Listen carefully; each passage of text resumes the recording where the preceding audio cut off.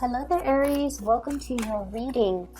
So I'm going to relay the two images that I saw when I was meditating on this reading for you, and then we'll pull out the cards. So first of all, I see there's an oven, and you know how it has that glass panel where you can see what's cooking in the oven? So there are cookies baking, and there's this little boy, and he's like waiting anxiously for the cookies to finish baking. He's looking through that see-through panel from the oven, and he's just like waiting, so anxious, and he's just like, it's going to be so delicious when it finishes cooking. And then in the background is his mom. She's wearing an apron. She's been cooking all day. She's looking at the stove, and she is like cooking a pot of soup. She has a kettle on at one point, and then she's like, she has a saucepan where she's melting some butter with some vegetables. So she's doing a gazillion things, multitasking. And the soup is boiling over. The butter is also, boiling. And so everything is just boiling at the same time, and she's like a little bit stressed out, like not really sure what she needs to tend to first. So she's like looking at this stressed out while the kid is only looking at the cookies. Okay, so that's the scene that I saw for you. And so I feel for this month, it's a lot about not stretching yourself thin, and as well learning to be patient. Okay, don't rush things. Things are going to come in divine timing. Don't push too hard. Don't be so hard on yourself. And especially, don't overestimate the amount of time. You guys are really, really bad at this, like overestimating the amount of time that it takes you to do something. Okay, and then stretching yourself too thin, where you are pulled in so many different directions, where things, people and situations pulling you in different directions, needing to put out fires in possibly many areas of your life, and just being overbooked, too many things on your agenda, too many things on your plate, and not being able to relax and just really enjoy the moment. So that's what I'm seeing. I feel like there's something that you have been really anxiously waiting for a very, very, very long time. And that whole, something in the oven, I feel like for some of you, it could even be pregnancy. Okay, wanting to start a family, wanting to have a partner on board, wanting to I'm hearing partner in crime, but I also feel like it's somebody that you can build something with, okay? Wanting a life partner, wanting somebody to have a family with, to build a family with, and especially to share some major milestones and experiences in your life with. So I feel there's this element here about wanting to have that other person that you can spend the rest of your life with as well.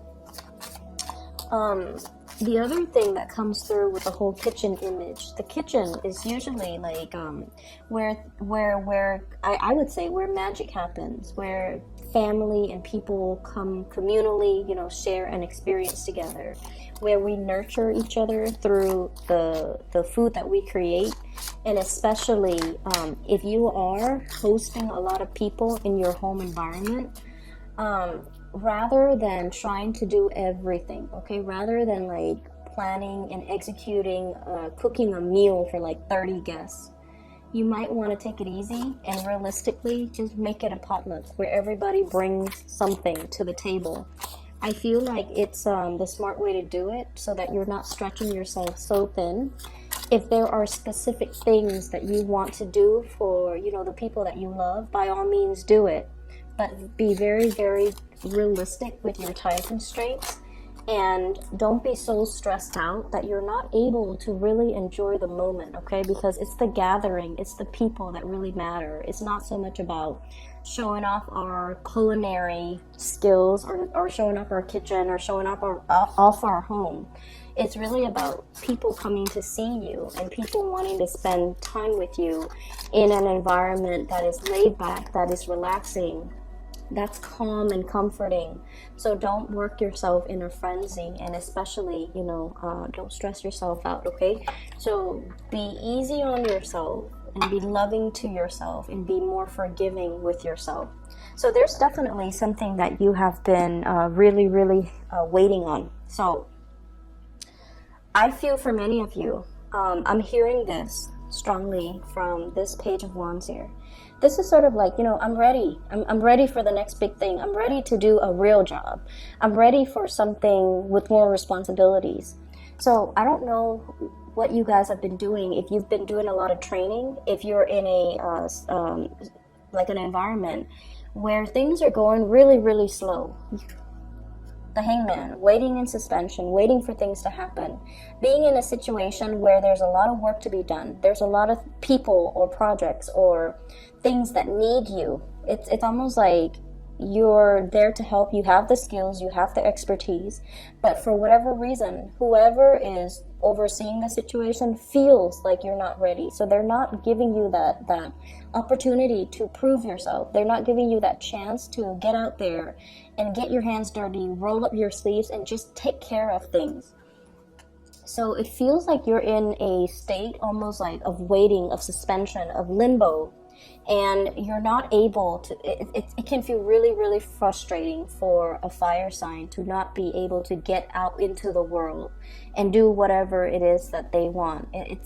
I feel like you might be in a capacity where you are learning things, okay? This is usually like going back to school, mastering a skill, mastering a specific concept, a theory, before you can go out into the world.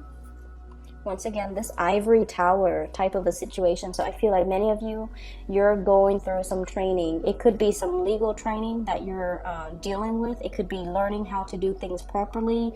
There might be legal ramifications if things are not done in a specific way, or if it's almost like you have to cover your butt so that you don't get sued, or you have to do things in a procedurally correct way. Otherwise, people can sue. So I feel whatever the situation is, I know that it's very, very frustrating, and you feel like you've mastered it, and you feel like you really want this opportunity to prove yourself, to put theory into practice, and to be able to help a lot of people, and to make the situation better, because there's obviously a need for you in this work situation, but you're not giving the chance and the opportunity to exert yourself, okay? So that's the first thing, and it can be really, really frustrating, but I feel like the overall message that I'm getting here is in divine timing, okay? You have to master one thing before you move on to master another, okay? It's like that woman in the kitchen. She's multitasking, and whenever we multitask, our attention is always divided. So when we do one thing, we can do it really, really well. When we multitask, our attention, our focus is drawn towards different things, and we could never do those things perfectly well the way we would have if we only had one thing on our plate. That's just the way the human brain works, okay? So as much as we feel like we can multitask, the quality of the outcome of the end result always diminishes. And so I feel like the universe is teaching you a lot more about patience, a lot more about, let's learn something, as frustrating as it is. Let's learn something and be a master at it, so that when we break away from this ivory tower, when we bring theory into practice, into the real world,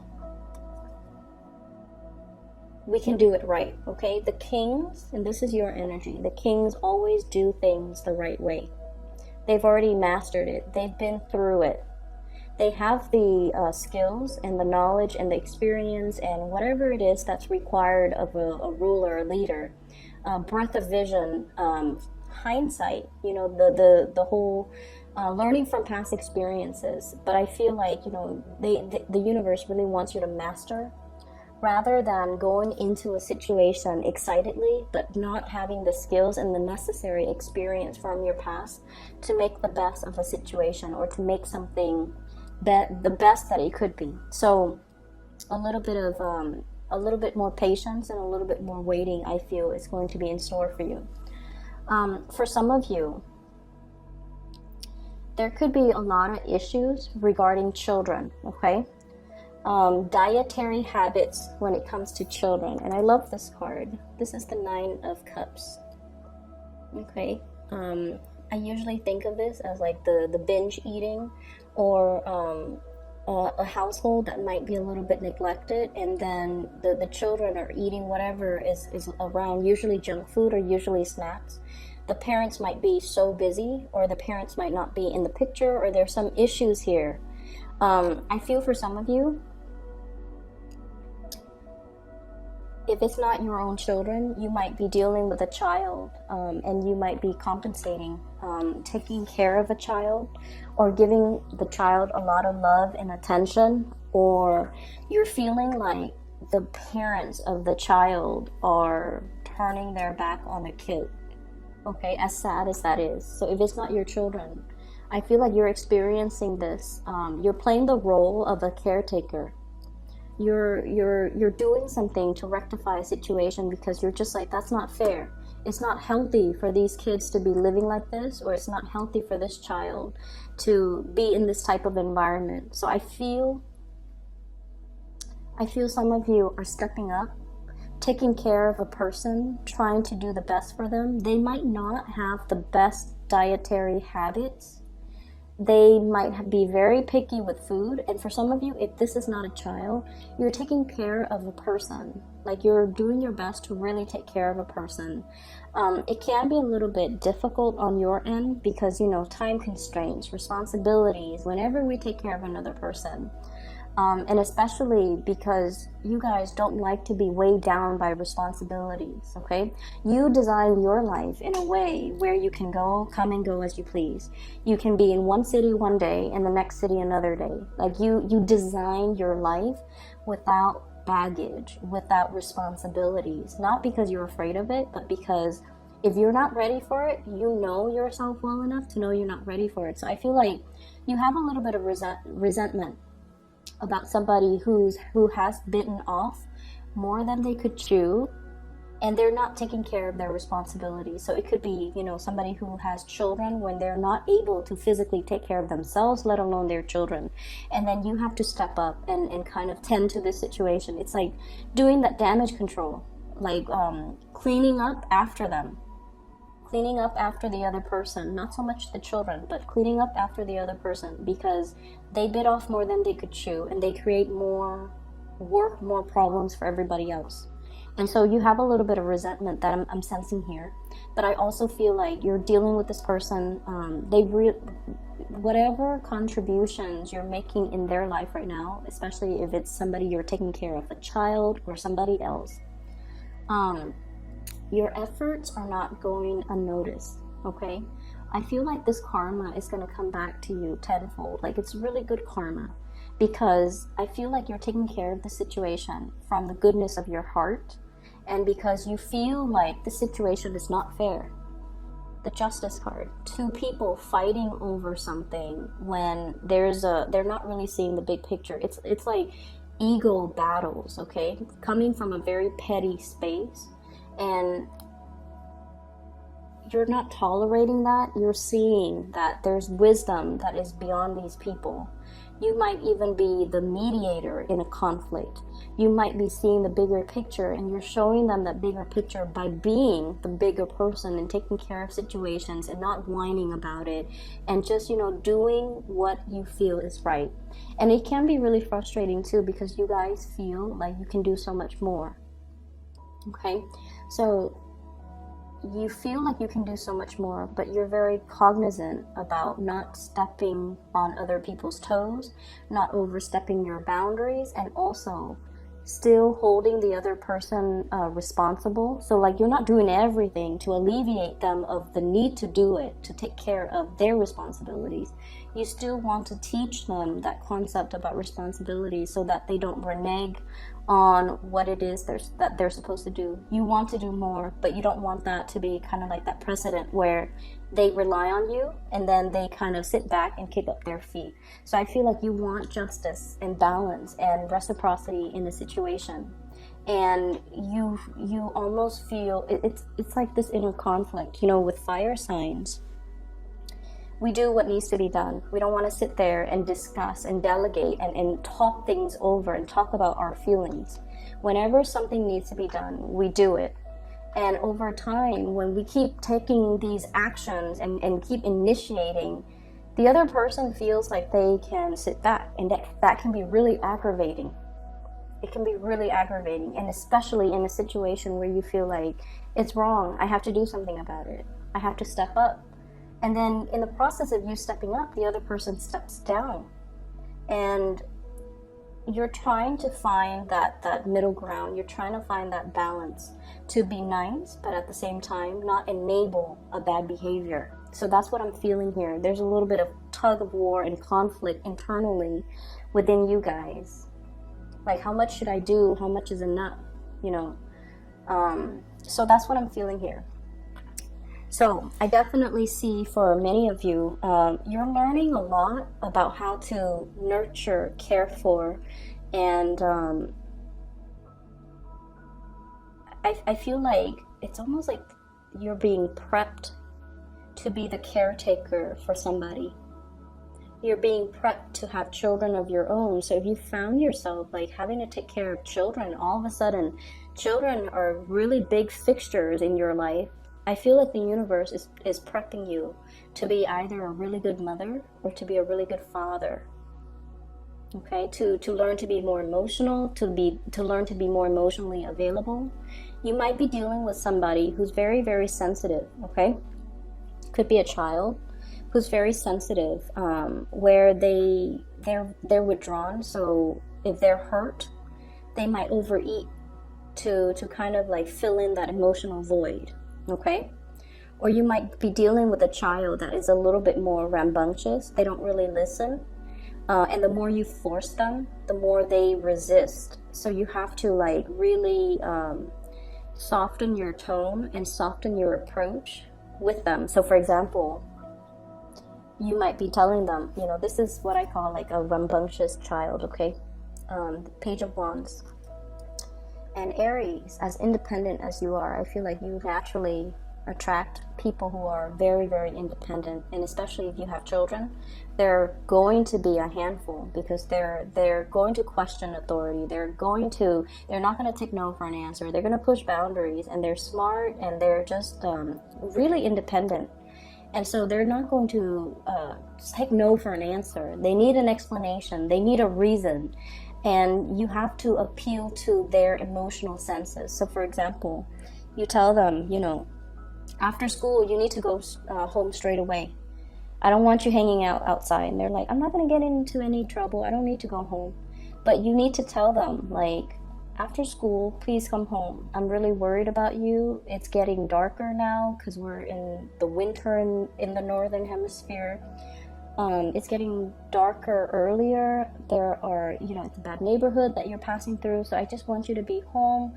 That way I'm not worried about you. Then when you're home, you can do whatever you want. So I feel like you have to make that emotional appeal with these children or these young people in your life so that they understand your restrictions come from a place of love rather than a place of punishment. Okay? And so we have to really change the way in which we communicate to kind of like convey what it is that we want or expect from the other person, and especially why we want that from them. It's not about us being mean or you know, laying down the rules. It's because you care about them and you don't want bad things to happen to them. Okay? And I'm dwelling on that because, you know, that whole cookies in the oven. There might be a child that's overeating, or somebody who's binging, who might not have, like I said, the best dietary habits.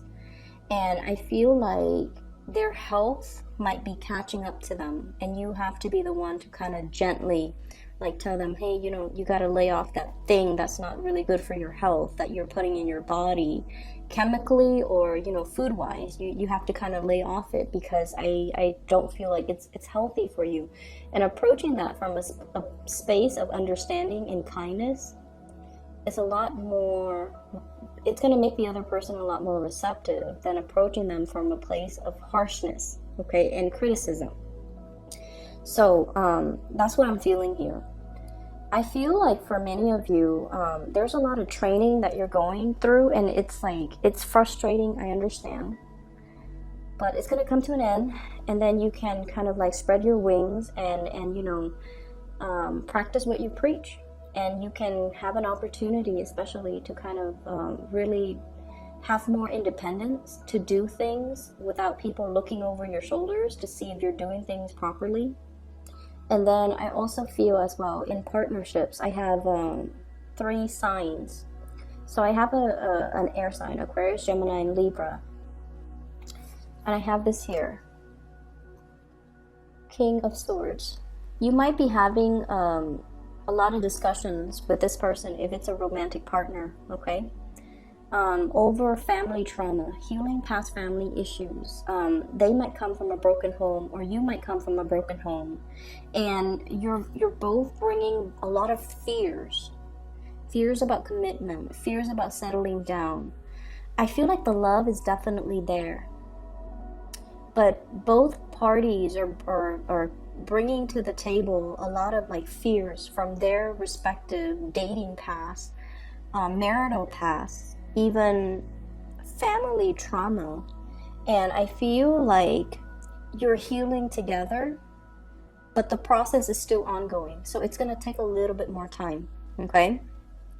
Others of you dealing with a water sign, a Pisces, a Cancer, or a Scorpio. I feel like this person, and I have here the Queen of Cups, I feel like this person is a lot more into you than you are into them.